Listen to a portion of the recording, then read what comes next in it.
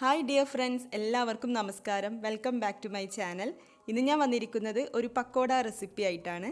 Soya chunks pakoda വളരെ എളുപ്പത്തിൽ നമുക്ക് തയ്യാറാക്കാം. നല്ല ടേസ്റ്റി ആയിട്ടുള്ള ഒരു ഈവനിങ് സ്നാക്കാണ്.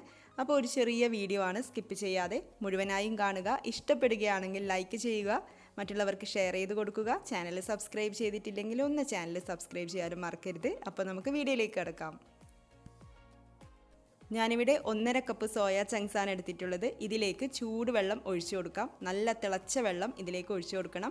എന്നിട്ട് സോക്ക് ചെയ്യണം. 1 മണിക്കൂറൊക്കെ ഒന്ന് സോക്ക് ചെയ്ത് വെക്കാം. 1 മണിക്കൂറിന് ശേഷം ചൂടുവെള്ളമൊക്കെ കളഞ്ഞിട്ട് അതിലേക്ക് തണുത്ത വെള്ളം 1-2 തവണ ഒഴിച്ചിട്ട് നന്നായിട്ട് പിഴിഞ്ഞെടുത്തിട്ടുണ്ട്. ഇതാ നല്ല സോഫ്റ്റ് ആയിരിക്കുന്നുണ്ട്, കാണാമല്ലോ അല്ലേ. ഇനി നമുക്കിത് മിക്സിയുടെ ജാറിലേക്ക് ഇട്ട് കൊടുക്കാം. എന്നിട്ടൊന്ന് ജസ്റ്റ് കറക്കി എടുത്തുകൊണ്ട് വരാം.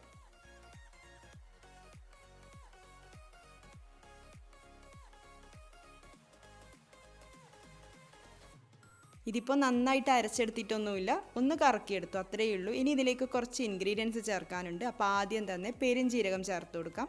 1/2 ടീസ്പൂൺ പെരുംജീരകം ചേർത്ത് കൊടുക്കാം. പിന്നെ ഇഞ്ചി, വെളുത്തുള്ളി, പച്ചമുളക്, 2 പച്ചമുളക്, 8 അല്ലി വെളുത്തുള്ളി, ചെറിയൊരു കഷ്ണം ഇഞ്ചി, ഇതൊക്കെ ചേർത്ത് കൊടുക്കാം. പിന്നെ സവാള, ഇതൊരു സവാളയുടെ പകുതി മാത്രമേ ഞാൻ എടുത്തിട്ടുള്ളൂ, അത് നമുക്കിതിലേക്ക് ചേർത്ത് കൊടുക്കാം. പിന്നെ മുളക് പൊടി 1/2 ടീസ്പൂൺ മാത്രമാണ് മുളക് പൊടി ചേർക്കുന്നത്. പച്ചമുളകിന് നല്ല എരിവുണ്ട്, അപ്പോൾ അതുകൊണ്ടാണ് ഞാൻ മുളക് പൊടി കുറച്ചത്. അപ്പോൾ നിങ്ങൾ നോക്കിയിട്ടൊക്കെ ചേർത്ത് കൊടുത്തോളൂ. അപ്പോൾ ഇത്രയും ഇൻഗ്രീഡിയൻസ് ചേർത്തിട്ട് ഉപ്പ് കൂടെ ചേർത്തിട്ട് നമുക്കൊന്ന് നന്നായിട്ട് അരച്ചെടുത്തുകൊണ്ട് വരാം. എല്ലാം കൂടെ ചേർത്തിട്ട് അരച്ചെടുത്തിട്ടുണ്ട്. വെള്ളം ഒട്ടും ഒഴിക്കാതെയാണ് അരച്ചെടുക്കേണ്ടത്. അതുകൊണ്ട് തന്നെ പച്ചമുളകും ഇഞ്ചിയും സവാളയൊക്കെ തരുതരിപ്പായിട്ട് ഇതിൽ കിടക്കുന്നുണ്ട്, അതൊന്നും കുഴപ്പമില്ല. ഇനി നമുക്കിതിലേക്ക് അരിപ്പൊടി ചേർത്ത് കൊടുക്കാം. ഞാനിവിടെ 4 ടേബിൾ സ്പൂൺ അരിപ്പൊടിയാണ് ചേർക്കുന്നത്. അരിപ്പൊടിക്ക് പകരം വേണമെങ്കിൽ കോൺഫ്ലോറും ചേർത്ത് കൊടുക്കാം. ഇതിലേക്ക് 2 ടേബിൾ സ്പൂൺ കടലമാവും കൂടെ ചേർത്ത് കൊടുക്കാം. മല്ലിയില ചേർത്ത് കൊടുക്കാം. കറിവേപ്പില വേണമെങ്കിൽ കറിവേപ്പില കൂടെ ചേർത്ത് കൊടുക്കാം. പിന്നെ ഗരം മസാല ചേർക്കണം. 1/2 ടീസ്പൂൺ ഗരം മസാല കൂടെ ചേർത്തിട്ട് എല്ലാം കൂടി ഒന്ന് നന്നായിട്ട് മിക്സ് ചെയ്തെടുക്കാം.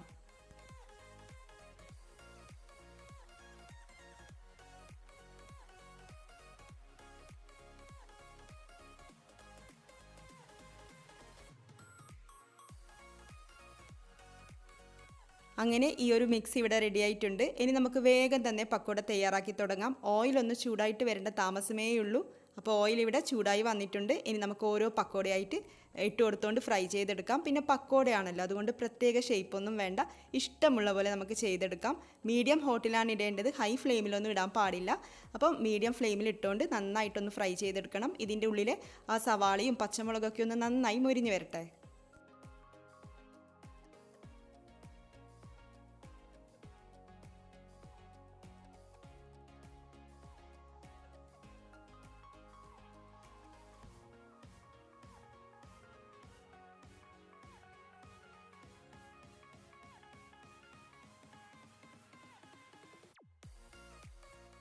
വളരെ എളുപ്പത്തിൽ തയ്യാറാക്കാൻ പറ്റുന്ന ഈ ഒരു സോയ ചങ്ക്സ് പക്കോട അപ്പോൾ എല്ലാവരും ഒന്ന് ട്രൈ ചെയ്ത് നോക്കുമല്ലോ. സോയ ചങ്ക്സ് കഴിക്കാൻ വേണ്ടിയിട്ട് ഇഷ്ടമില്ലാത്തവർക്ക് കൂടെ ഇങ്ങനെയൊന്ന് തയ്യാറാക്കി കൊടുത്തു നോക്കൂ, അവർ കഴിച്ചോളും. സോയ ചങ്ക്സ് ആണെന്ന് മനസ്സിലാവുകയൊന്നുമില്ല. അപ്പോൾ ഈ ഒരു വീഡിയോ കണ്ടിട്ട് ഇഷ്ടപ്പെടുകയാണെങ്കിൽ ട്രൈ ചെയ്ത് നോക്കുക. എന്നിട്ട് നിങ്ങളുടെ അഭിപ്രായം കമൻസിലൂടെ എന്നെ അറിയിക്കാനും മറക്കരുത്.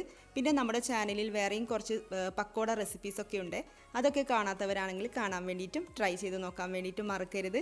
ഇതുപോലുള്ള ഈസി ആയിട്ടുള്ള ടേസ്റ്റി ആയിട്ടുള്ള റെസിപ്പീസുമായിട്ട് നമുക്ക് വീണ്ടും കാണാം. താങ്ക്